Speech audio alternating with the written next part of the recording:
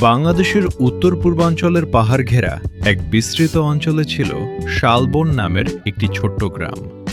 মানচিত্রে গ্রামের নাম থাকলেও বাইরের মানুষের কাছে এটি ছিল প্রায়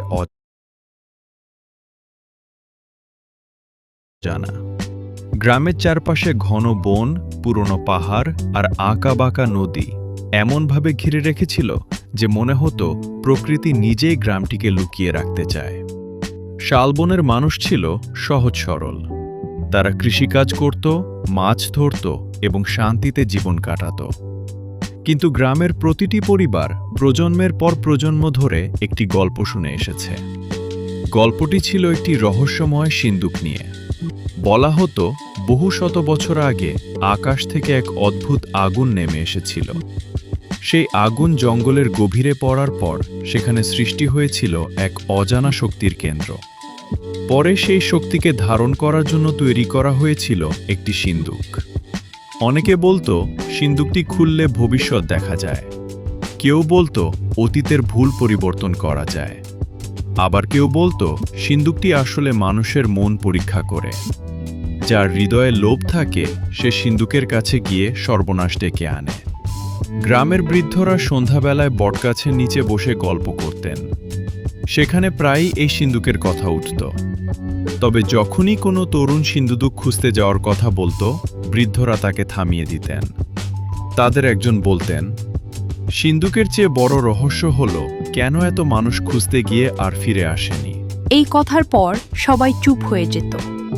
গ্রামের এক প্রান্তে নদীর ধারে কাঠের তৈরি ছোট্ট একটি বাড়িতে থাকত আরিফ। বয়স 16। কৌতূহল ছিল তার সবচেয়ে বড় বৈশিষ্ট্য। কোনো প্রশ্নের উত্তর না পাওয়া পর্যন্ত সে শান্ত থাকতে পারত না। আরিফের ঘর ছিল বইয়ে ভরা। পুরনো ইতিহাস, হারিয়ে যাওয়া সভ্যতা, রহস্যময় স্থান, জ্যোতির্বিজ্ঞান, যা পেত তাই পড়ত। তার বন্ধুদের কাছে সে ছিল একটু অদ্ভুত। কারণ অন্যরা যখন খেলাধুলায় ব্যস্ত থাকত তখন সে পুরনো মানচিত্র নিয়ে বসে থাকত। আরিফের সবচেয়ে কাছের মানুষ ছিলেন তার দাদা আব্দুল করিম। দাদা একসময় স্কুল শিক্ষক ছিলেন। গ্রামের ইতিহাস সম্পর্কে তার জ্ঞান ছিল অসাধারণ। এক বর্ষার রাতে বাইরে প্রবল বৃষ্টি হচ্ছিল। বিদ্যুৎ চমকাচ্ছিল আকাশ জুড়ে। সেই রাতে দাদা আলমারির ভেতর থেকে একটি পুরনো চামড়ার খাতা বের করলেন। খাতাটি এত পুরনো ছিল যে এর পাতা স্পর্শ করলেই ভেঙে যাওয়ার মতো লাগছিল। আরিফ অবাক হয়ে জিজ্ঞেস করল, এটা কি? দাদা কয়েক সেকেন্ড চুপ থেকে বললেন, এটা তোমার প্রপিতামহের ডায়েরি। আরিফের চোখ বিস্ময়ে বড় হয়ে গেল। দাদা ধীরে ধীরে ডায়েরির একটি পৃষ্ঠা খুললেন। সেখানে কাপা হাতে লেখা ছিল, আজ আমি সেই দরজাটি দেখেছি। দরজার ওপারে এমন কিছু আছে যা মানুষের জানা উচিত নয়। কিন্তু আমি জানি একদিন কেউ আবার সেখানে যাবে। আরিফের বুকের ভেতর কেমন যেন ধক করে উঠল। সে জিজ্ঞেস করল, কোন দরজা? দাদা উত্তর দিলেন না। তিনি আরেকটি পৃষ্ঠা খুললেন। সেখানে জঙ্গলের একটি হাতে আঁকা মানচিত্র ছিল। মানচিত্রের মাঝখানে লাল কালি দিয়ে একটি বৃত্ত আঁকা। বৃত্তের পাশে লেখা, সময়ের সিন্দুক। সেদিন রাতেই আরিফের মনে হলো তার জীবনের সবচেয়ে বড় রহস্যের সন্ধান সে পেয়ে গেছে। পরদিন সকাল থেকে সে ডায়েরিটি নিয়ে পড়াশোনা শুরু করল। প্রতিটি পৃষ্ঠা মনোযোগ দিয়ে পড়তে লাগল। ধীরে ধীরে সে বুঝতে পারল তার প্রপিতামহ একসময় সত্যিই জঙ্গলের গভীরে গিয়েছিলেন। ডায়েরিতে অদ্ভুত সব ঘটনার বর্ণনা ছিল। এক জায়গায় লেখা ছিল, আমি এমন একটি ঘড়ি দেখেছি যার কাঁটা উল্টো দিকে ঘুরে। আরেক জায়গায় লেখা, আমি এমন একজন মানুষকে দেখেছি যে নিজের ভবিষ্যৎ সম্পর্কে সব জানত।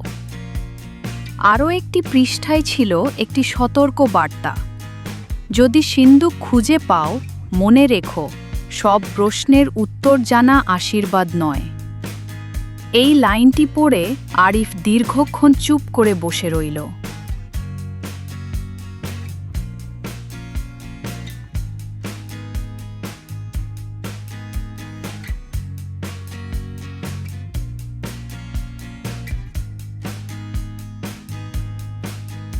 স্বপ্নে সে একটি বিশাল পাথরের দরজার সামনে দাঁড়িয়ে আছে। দরজার ওপরে অজানা ভাষায় কিছু লেখা, চারপাশে কুয়াশা। হঠাৎ দরজাটি খুলে গেল। ভেতর থেকে নীল রঙের আলো বের হতে লাগল।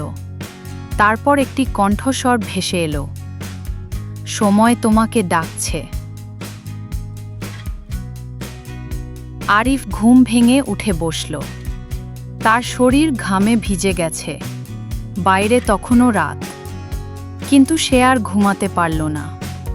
ভোর হওয়ার সঙ্গে সঙ্গে সে সিদ্ধান্ত নিয়ে ফেলল, সে সিন্দুক খুঁজতে যাবে। যত বিপদই আসুক, সে রহস্যের শেষ পর্যন্ত পৌঁছাবে। কিন্তু সে জানত না, তার এই সিদ্ধান্ত শুধু তার জীবন নয়, পুরো শালবন গ্রামের ভাগ্য বদলে দিতে চলেছে। কারণ জঙ্গলের গভীরে সত্যিই কিছু লুকিয়েছিল। আর সেটি কোনো সাধারণ ধনসম্পদ নয়। সেটি ছিল এমন এক শক্তি যা শত শত বছর ধরে অপেক্ষা করছিল কেউ একজন এসে তাকে জাগিয়ে তুলবে বলে। রাতে সেই ভয়ঙ্কর ঘটনার পর 3 বন্ধুর আর ঘুম হলো না। আগুনের পাশে বসে তারা ভোর হওয়ার অপেক্ষা করতে লাগল। আকাশ ধীরে ধীরে ফর্সা হতে শুরু করলে তারা সিদ্ধান্ত নিল, যত ভয়ই থাকুক না কেন, তারা সামনে এগিয়ে যাবে। সকালের নরম আলো জঙ্গলের ভেতর ঢুকতেই তারা আবার যাত্রা শুরু করল। মানচিত্র অনুযায়ী তাদের আর খুব বেশি দূরে যাওয়ার কথা নয়। কিন্তু যত তারা গভীরে যাচ্ছিল, ততই পরিবেশ অদ্ভুত হয়ে উঠছিল। কিছুক্ষণ পর তারা একটি সরু পথ দেখতে পেল। পথটি যেন মানুষের তৈরি, কিন্তু এত পুরনো যে প্রায় জঙ্গলের ভেতর হারিয়ে গেছে। পথ অনুসরণ করে তারা একটি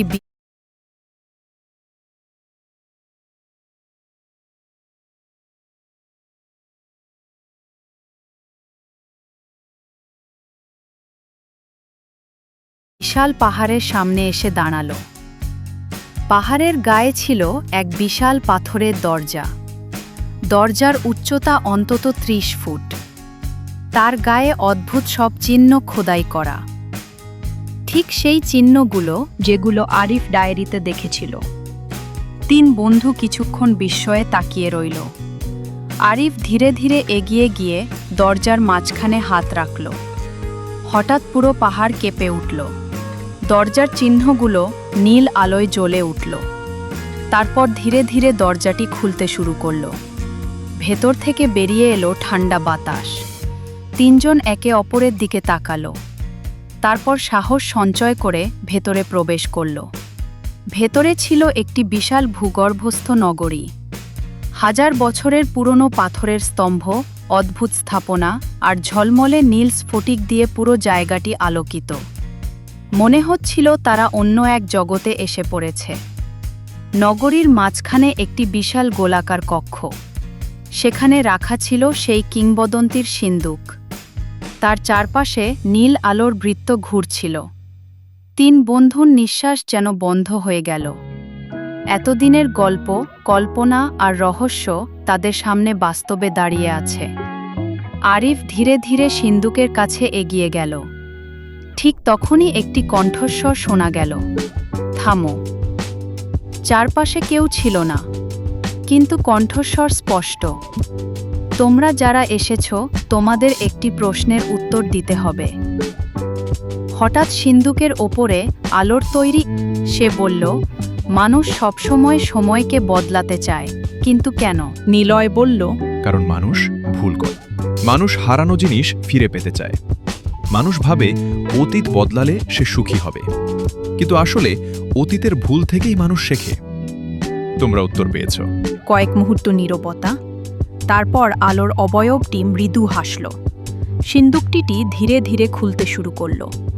3 বন্ধু উত্তেজনায় তাকিয়ে রইল, কিন্তু ভেতরে কোনো সোনা, রত্ন বা জাদুকরী বস্তু ছিল না।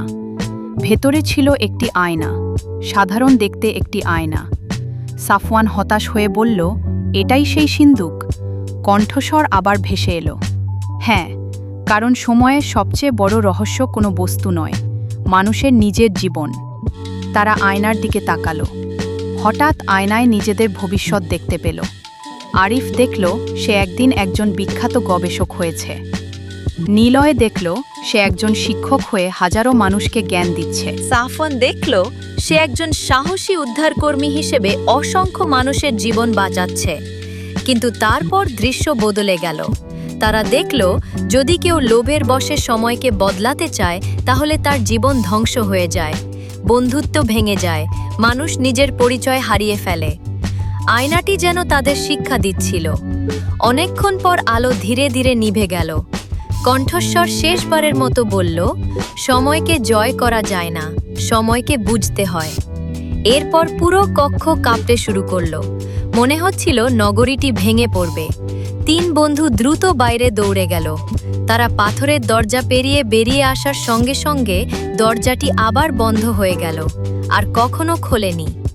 জঙ্গল আবার আগের মতো শান্ত হয়ে গেল। তারা গ্রামে ফিরে এলো, কিন্তু সিন্দুকের কথা কাউকে বলেনি, কারণ তারা বুঝেছিল কিছু রহস্য লুকিয়েই থাকা ভালো। বহু বছর পরে যখন তারা বড় হলো, তখন তারা সত্যিই নিজেদের স্বপ্ন পূরণ করলো।